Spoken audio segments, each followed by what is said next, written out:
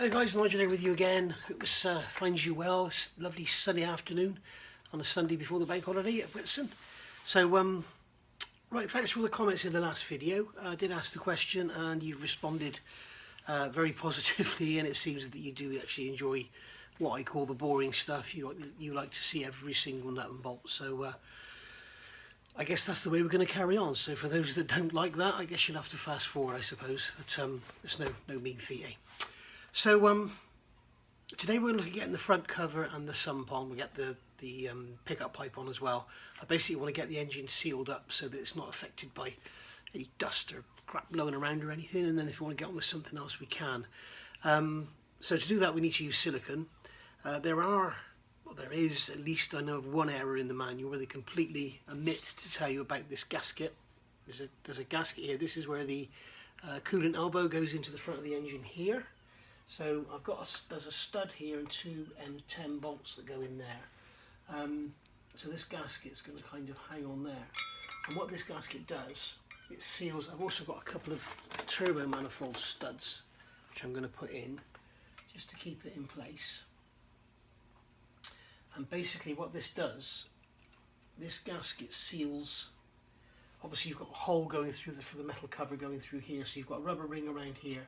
So it's sealing out the bolt holes where the cover bolts on, and it's sealing the oil away from the actual coolant jacket. So if you are suffering, if your engine's getting oil in the water or vice versa, that could be one place you want to look. I doubt that it would, but you never know, because there's no oil pressure around here at all, but there is water pressure around. There's an O-ring in here, so if the O-ring's weeping, I very much doubt that it would go in that way. But if you have got water in your oil, that could be one thing to check. It's fairly easy to get to. Just take the cover off. The manual says about taking it off and then replacing the front cover. I always use, in fact I've got one here. Here's the one I use a lot. I've got a scraper.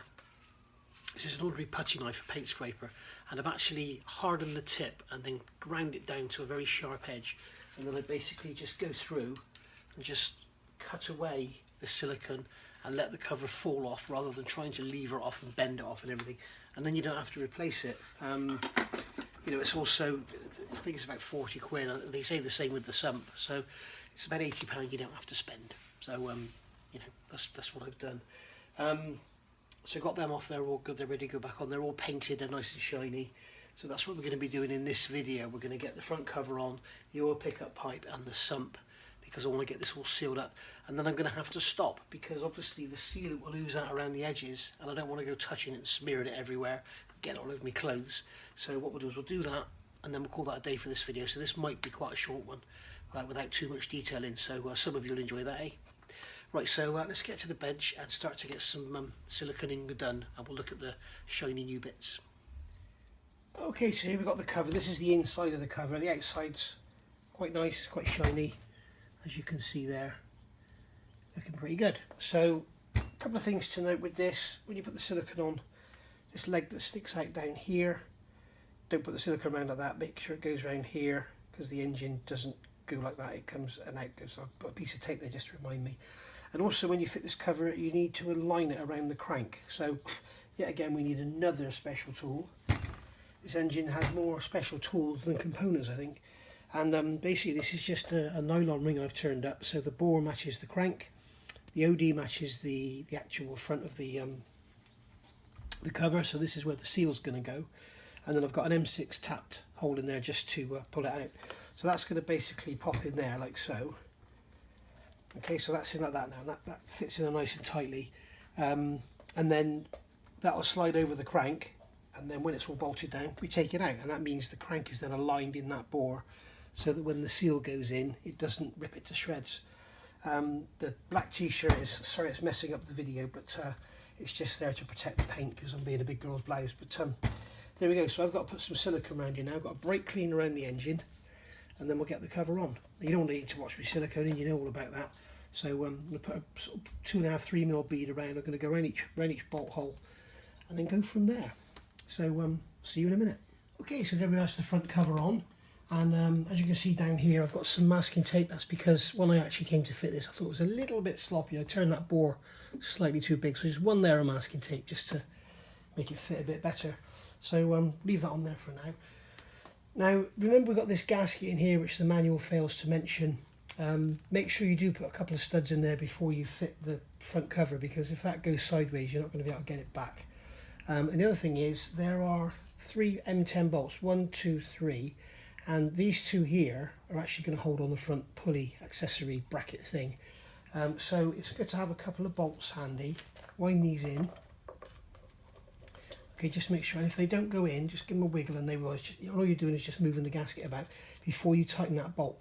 You can also see that I've put a washer behind that one, and that is just to kind of spread the load a bit better across that rubber O-ring on there. So just do that up. There is no torque for it, there's no mention of it, so I don't know how tight it's got to be. These are 14 Newton meters, and this is 10 Newton meters. These two now, I just did it all to 14 Newton meters, which is next to nothing. And then just go around and make sure that every single bit has got silicone oozing out, otherwise you may find you get a leak. So the other thing, we've got this hole here. Now that's done up, I can take these out. Okay, I know that they're okay because I had studs in them when I fitted it. But if you want to, you can just take an M8 bolt and just make sure it screws in easily, so that's all good. Okay, so that's that done.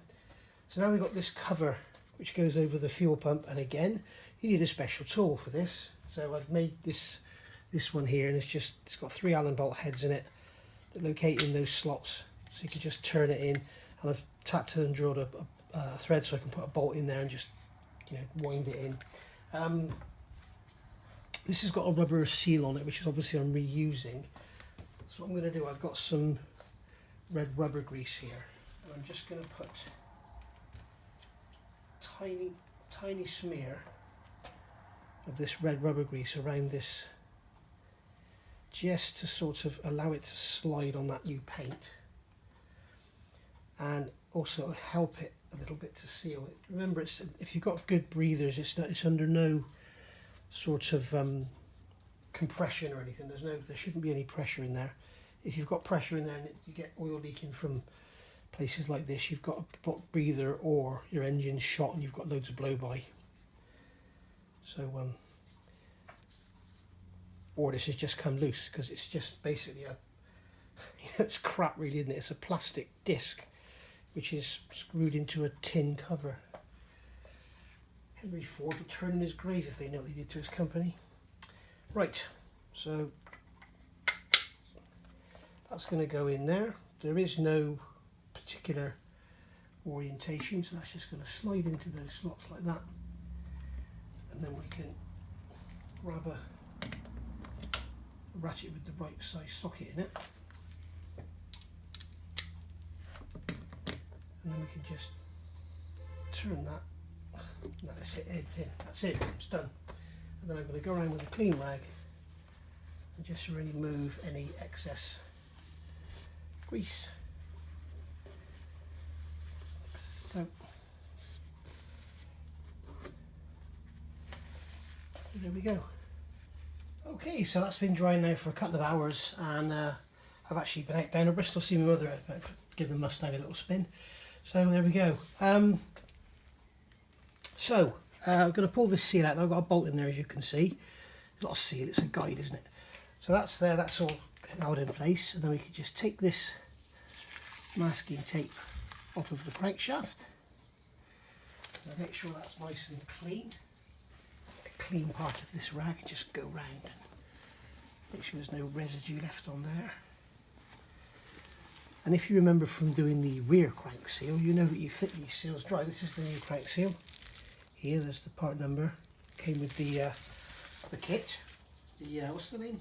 Victor Wright's kit. So there's the seal there. You can see again, it's a plastic body, and it's got the guide in the middle, which you actually don't take out. You fit it with that. I'll show you that now. And again, you've got these 3 driving dogs here to actually twist it in, and it's the same tool as I made for that fuel pump cover. This one here, and that goes over like that. Okay, and that's gonna like that, and that's gonna drive in those dogs. So what we're going to do here is, we can see that we've got slots in 3 places, so I'm going to make sure the slots look pretty lined up, and then I can push the plastic guide onto the front of the crank. Yeah, that is going right over, so push that guide on and then just push this seal over, and this feels very, very tight. Something's not right here.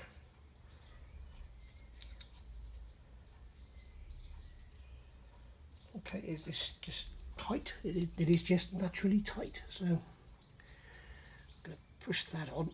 Blimey, that is tight. Just like so. There we go, that's gone in. Now we can take that guide off because it's no longer touching it. We can put that in the 3 holes and twist it. I'll just grab a spanner. I think it was 60mm this nut, which is a very unusual size. So that's going to go in like that, and then we can literally hold that in place and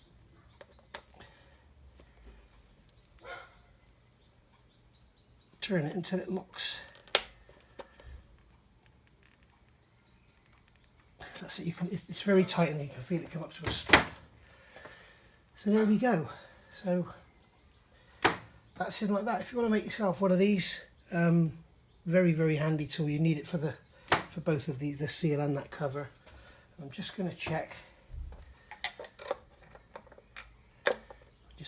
That has actually gone in. I could have done with making that recess a bit deeper so that it sits further over the crank. Yeah, that ain't going nowhere. So there we go. So that's that one done. I was thinking you probably could use the old seal as the guide to put the cover on, but the trouble is the centre is quite soft, so it'll allow lateral movement in all directions. So there we go. Let's get the bottom done now.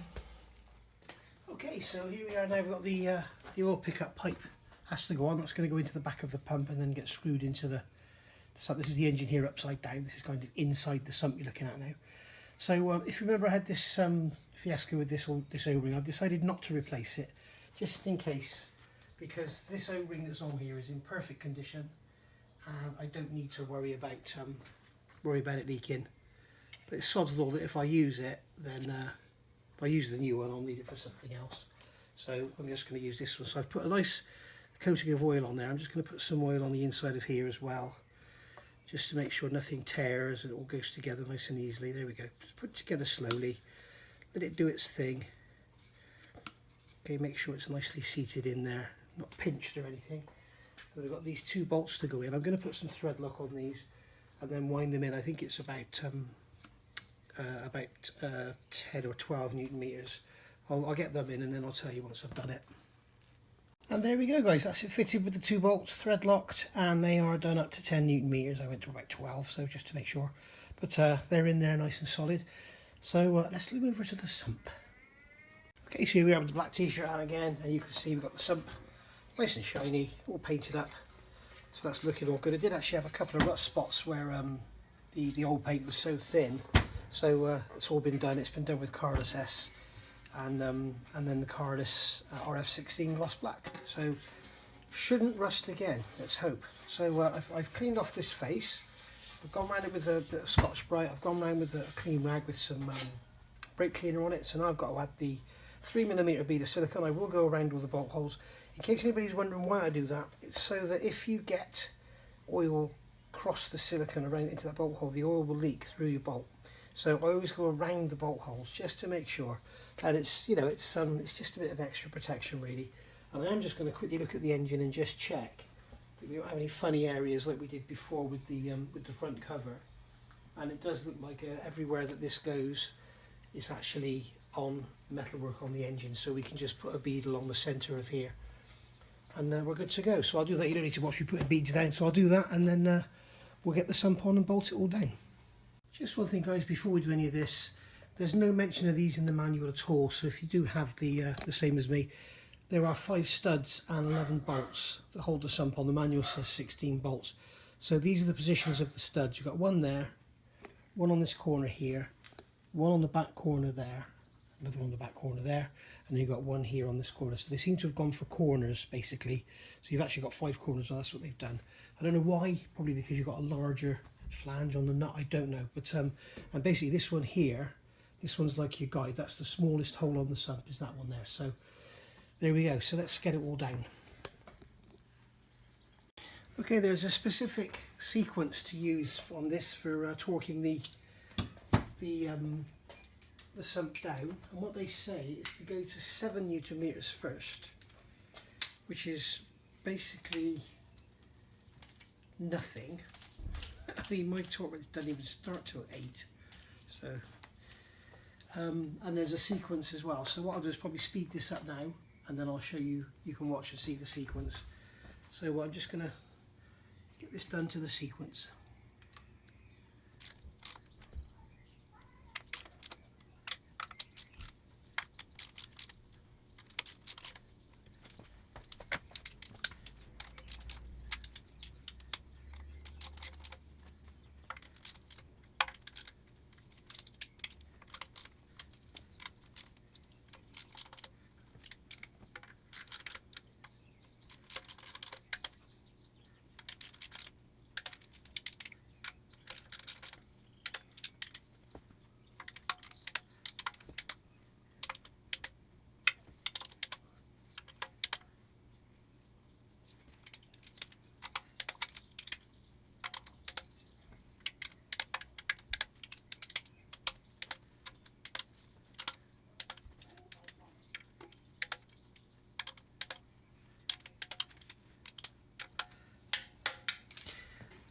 There we go. So now we've got to go to 14. So 14 Newton meters. Changing over the socket all the time is a pain.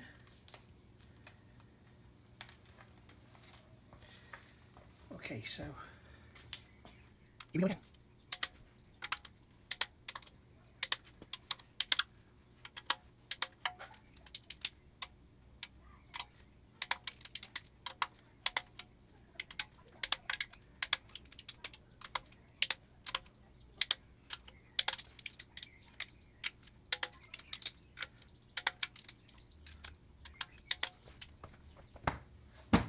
There we go, all done.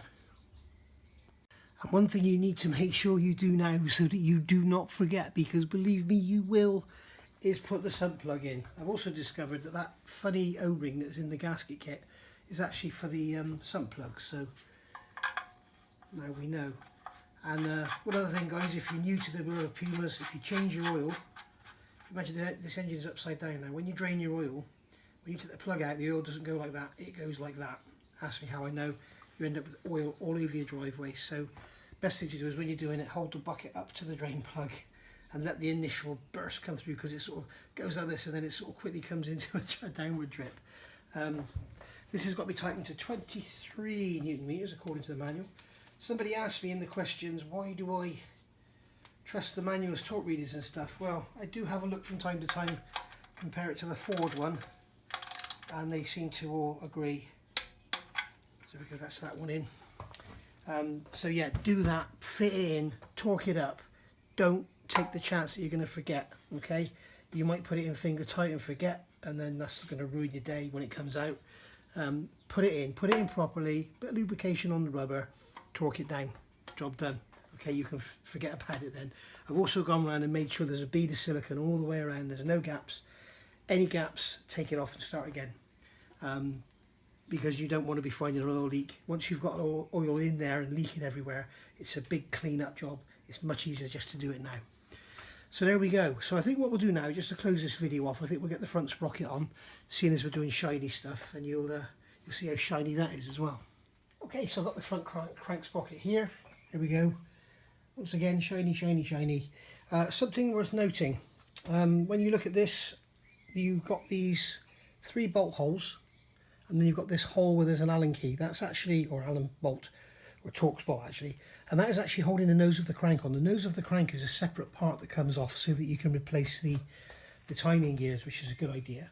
Now, if you look on the back of here, you can see where it's previously been torqued down, we've got a recess, or a raised area if you like, where it's gone into that hole.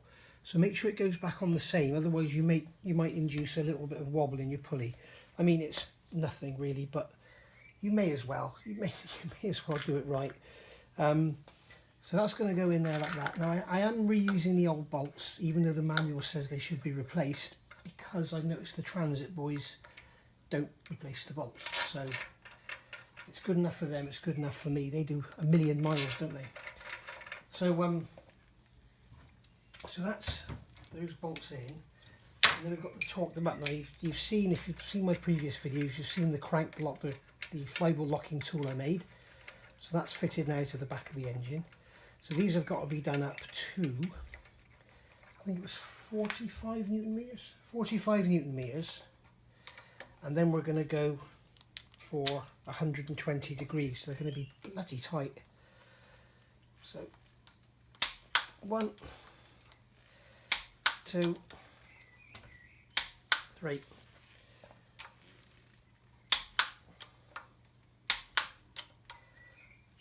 There we go. And I'm going to go 120 degrees now, but I'm not going to do it with the camera on. I'm going to do it with the camera off because I'm going to be wrestling with it. Cheers. I need this. Those 3 bolts, I think they're the tightest bolts I've ever done. They're absolutely solid. You saw me go to 45 Newton meters. I think it was 45. Yeah, 45 Newton meters. That was pretty tight. And then 120 degrees. My God, I think I've sprained my arm. Jesus, they were tight. So that's where you definitely need one of those flywheel locking tools. If you're working on engines, make yourself one. They're absolutely brilliant. So much better than using a screwdriver and a bolt and all that. Just bolt that on, it's locked, and that's it. So that's going to be it for today's video. You're going to like the great big casting that goes on the front of the engine here, which is generally all rusty. I actually managed to strip that down. I'll tell you how I did it. And I've painted all that, and that's all nice and shiny. All the pulleys are all painted. So all I've got to do now is paint the pulley on the vacuum pump, the pulley on the alternator, and I've prepared and primed the pulleys on the water pump and the power steering pump. So it's all going to be nice and black and shiny on the front. So it should look really nice. So thanks for watching, guys. I'll see you all soon for the next part. And I think the next part's probably going to cover a lot because it's the sort of technical bits are done now. The engine's built. We're just bolting stuff to it now. So I'll see you all soon for probably a fairly shortish video, but filmed over a long period of time. I think the next one will probably get all the ancillaries on. See how far we get anyway. See you soon. Thanks for watching. Bye for now.